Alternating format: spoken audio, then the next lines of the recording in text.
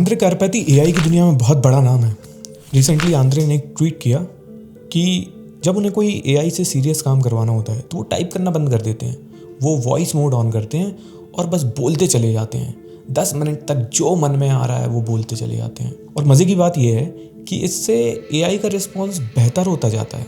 ज़रा सोचिए यार, ये टूल्स असल में हम लोग कैसे यूज़ करते हैं। हमारे दिमाग में पूरी बात रहती है, लेकिन टाइप करते टाइम हम बस 4 लाइन लिख पाते हैं, फिर अगले 20 मिनट जो रिस्पॉन्स आता है उसको करेक्ट करने में लगा देते हैं, क्योंकि वो 4 लाइनें कभी पूरी बात थी ही नहीं जो दिमाग में चल रही थी हमारे। तो रिस्पॉन्स अच्छा कैसे आएगा? और हम फिर ब्लेम डाल देते हैं एआई पे, या खुद लोड लेने लगते हैं कि यार ये एआई मेरे बस की बात नहीं है।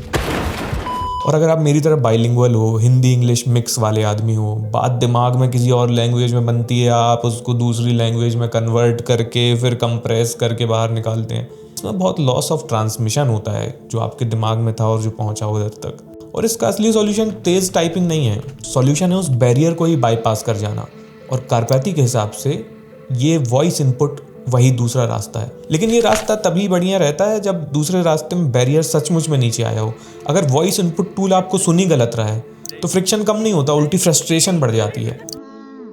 और फिर अपना भाई एक्सेंट भी है, और मतलब इस सब जो बीच हिंदी में अंग्रेज़ी कूद पड़ती है वो सब भी चीज़ें हैं। तो इसलिए इस काम के लिए विस्पर फ्लो बहुत बेहतरीन टूल है।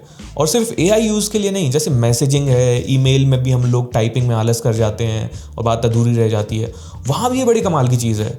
और इसकी सबसे अच्छी बात ये है कि आप इससे फुसफुसा कर भी, विस्पर करके भी बात कर सकते हैं।